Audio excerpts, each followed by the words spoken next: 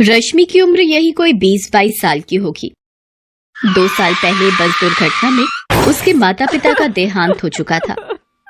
उसका इस दुनिया में अपना कहने वाला कोई भी नहीं था। रश्मि को पढ़ने का बहुत शौक था। उसके पिता उसे कलेक्टर बनाना चाहते थे। उन्होंने रश्मि की पढ़ाई में कोई कसर नहीं छोड़ी। मगर उनकी अचानक हुई मौत से जैसे रश्मि के सारे सपने बिखरने लगे। घर में जो कुछ भी जमा पूंजी बची थी, उससे रश्मि ने किसी तरह अपने कॉलेज की पढ़ाई पूरी की। उसके मन में अभी भी कलेक्टर बनने का सपना फल फूल रहा था, मगर पैसे की समस्या मुंह बाए खड़ी थी। पर रश्मि ने भी हार नहीं मानी। अपनी कलेक्टर की पढ़ाई जारी रखने के लिए उसने एक घर में खाना बनाने और बर्तन मांजने की नौकरी कर ली। जब उसके दोस्तों ने कहा, अरे रश्मि, तू पढ़ी लिखी ग्रेजुएट होकर अब बर्तन मांजने और खाना बनाने का काम करेगी? कोई भी काम छोटा या बड़ा नहीं होता, और फिर ये काम मैं अपना जीवन गुजारने के लिए नहीं, बल्कि अपने सपने को पूरा करने के लिए कर रही हूं। फिर रश्मि ने काम शुरू कर दिया। दिन भर वो जी तोड़ मेहनत करती और शाम को घर आकर पढ़ाई करती। जहां वो काम करने जाती थी, वहां से उसका घर करीब 5 मील पर था। तेज चलने पर भी 9 बजे रात से पहले घर नहीं पहुंच पाती थी। रात को लालटेन के सामने थकी हारी पढ़ने बैठती और ना जाने कब सो जाती, उसे पता ही नहीं चलता। उस पर इतना जी तोड़ काम करने के बाद भी उसकी कमाई इतनी नहीं हो पाती थी कि वो तैयारी के लिए सारी किताबें खरीद पाती। कोचिंग करना तो दूर की बात थी। फिर भी रश्मि हिम्मत नहीं हार रही थी। जिस घर में रश्मि काम करती थी, उस घर का बेटा अमित भी यूपीएससी की तैयारी करता था।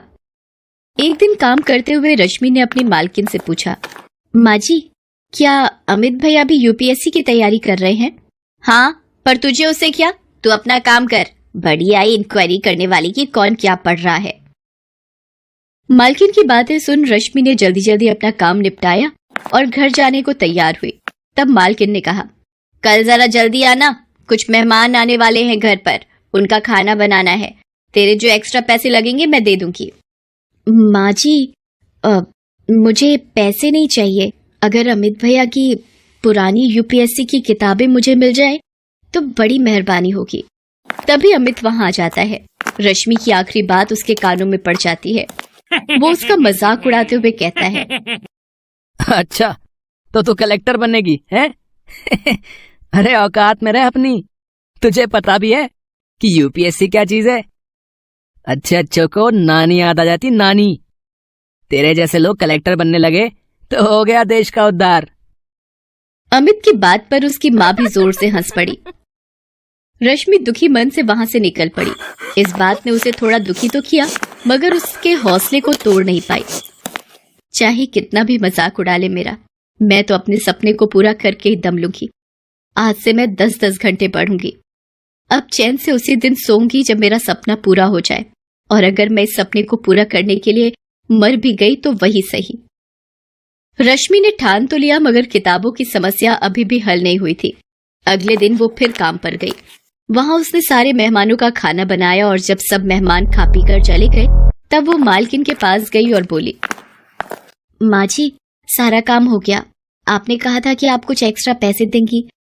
अगर कुछ पैसे मिल जाएं तो मैं उनसे किताब खरीद लूंगी। मालकिन का सारा काम तो हो गया था, इसलिए उसके मन में कुटिलता पनप गई। उसने कहा, अरे, तुझे किताबें ही चाहिए ना? तू अमित की किताबें लेती जा और उन्हें पढ़कर वापस कर देना। रश्मि को यही तो चाहिए था। उसने तुरंत हामी भर दी।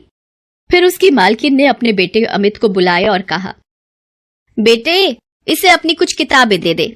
ये 2-3 दिनों में उसे पढ़कर वापस कर देगी। माँ के कहने पर अमित ने अपनी कुछ किताबें लाकर रश्मि को दे दी। इसके बाद तो जैसे ये सिलसिला ही चल पड़ा। मालकिन रश्मि से मनचाहे काम करवाती और बदले में उसे कुछ किताबें पढ़ने को मिल जाया करती थी। मालकिन को इसमें अपना फायदा नजर आता था।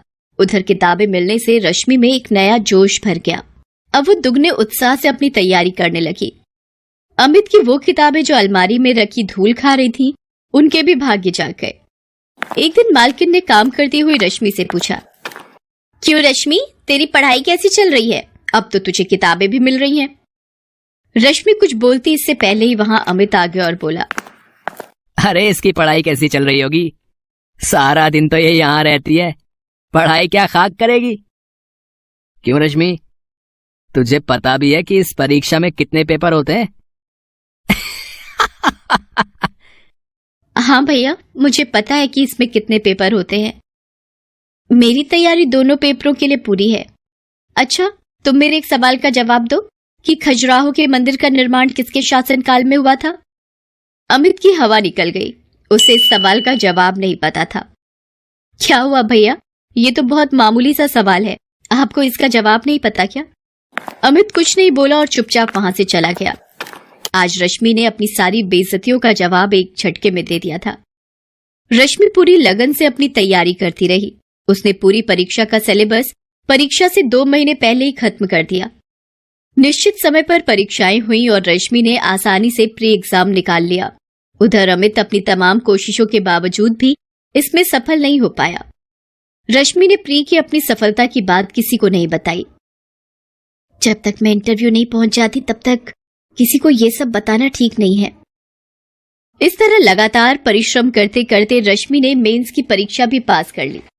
अब सिर्फ इंटरव्यू देना बाकी रह गया था। इंटरव्यू से एक दिन पहले, देख रश्मि, कल अमित का जन्मदिन है, काफी सारे मेहमान आने वाले हैं, तू जरा जल्दी आ जाना।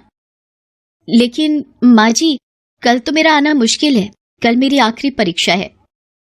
हाँ, बड़ी आई परीक्षा देने वाली, जितना बोला उतना कर। अगर कल तू नहीं आई तो फिर तुझे दोबारा यहां घुसने नहीं दूंगी। रश्मि ने मालकिन की बात नहीं मानी और निश्चित समय पर इंटरव्यू देने गई। मालकिन ने उसी दिन दूसरी नौकरानी रख ली।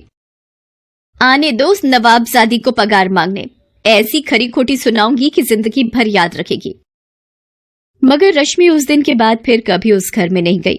ईश्वर ने उसके भाग्य में कुछ और ही लिख रखा था। इधर मालकिन उसे खरी खोटी सुनाने का इंतजार करती रही, उधर यूपीएससी की परीक्षा का परिणाम आ गया।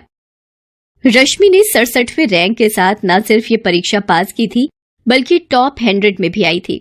शहर के सारे अखबार उसकी कामयाबी के किस्सों से भरे थे।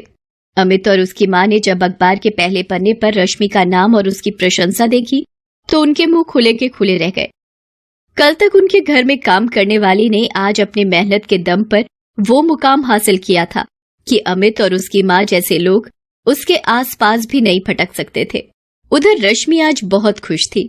आज उसकी सफलता ने न सिर्फ उसका और उसके पिता का सपना पूरा किया था, बल्कि अमित और उसकी मां जैसे लोगों के मुंह पर ताले भी लगा दिए थे, जो किसी की हैसियत देखकर उनके दिमाग का अंदाजा लगाते हैं।